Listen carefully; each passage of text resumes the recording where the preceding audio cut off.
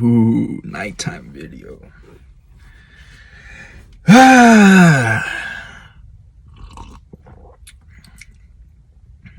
Welcome to Carlos's ASMR Akamba time. Today we are drinking a northeastern Ecuadorian coffee with a nice roast blend, a little fruity afternote.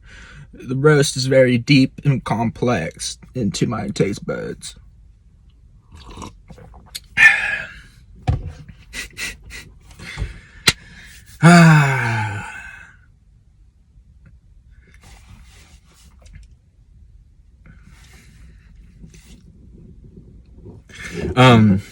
Yeah.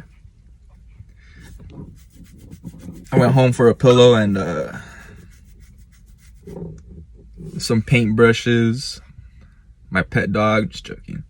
But yeah. So this is I'm gonna start making videos of my work and my process and the life of the process. So yeah, enjoy the video from here on out.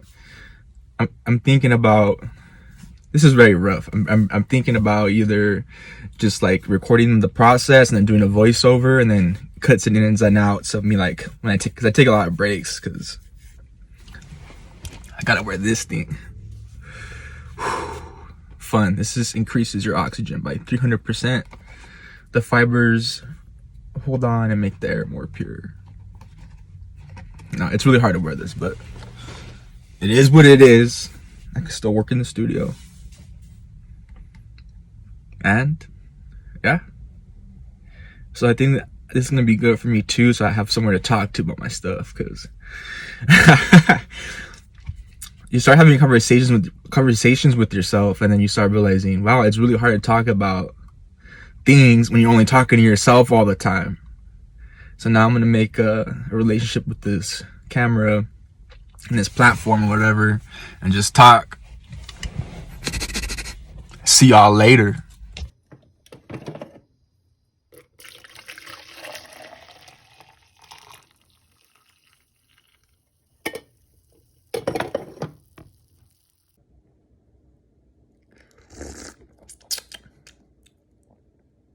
Real good.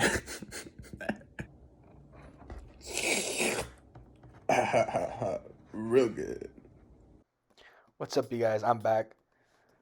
This is me in the studio. So I'm gonna be recording my processes and what it means to be an artist. What does it mean to create work? What does it mean to communicate visually or beyond words? And here you have me playing around with clay. I was making a second form or some forms to build off of for a portraiture. I was doing it myself. And so what is art? I really believe they're altered states of communication, whether it be music or dance or culinary. These are things that are communicating ideas, communicating things of humanness and of creation. And in these dimensions, we're very free, and there is very a healing process to oneself to enter these dimensions of abstractity into the unknown and pull out something out of nothing.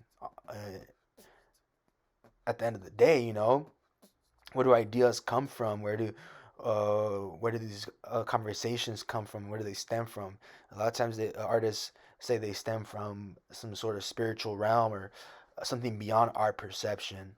So here you see me really becoming friends with this lump of clay, and eventually I will start sculpting my face on it.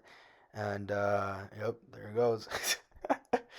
um, I get a thrill from this. Actually, it's a very adrenaline rush. That's part of the thing that I like about this approach to clay. I mean, here you see me sculpting my face. This is a complete different approach.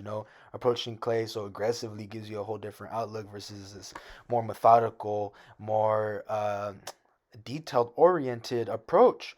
And this is something that you artists could do to like really change your work. You could approach clay or your material with the time constraint, or very fast, very slow, or uh, maybe bigger brush strokes or smaller delicate work. and that could really push and pull on your work and your outcomes. So here I work from photo, and when I could, I used a mirror because of social distancing. We can't really have our masks off. We have to wear masks in the studio, but I feel like I did pretty decent. I love using the mirror. The pictures are a little hard because they get flattened, but here I am again. Main thing is again spritzing water. I'm using terracotta here. I work in ceramics. Um, these are hollowed out. They're thick, full of clay, and then I hollow them out. And this is for cracking and technical reasons within ceramics, so that we don't have to wait on the whole lump of clay to dry. So for drying, shrinkage rates that eventually could lead to cracking if it dries unevenly. Here I am with another figure. I have another form, cocoon-like.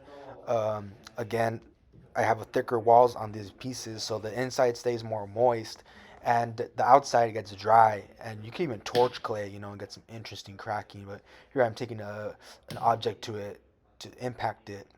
Uh, I really see these as like sketches. I don't. I've started sketching my book more, but um, sometimes with clay, I really approach it just as I know I'm gonna mess this up. I know this is not gonna be the final thing, and expectations of failure, I guess.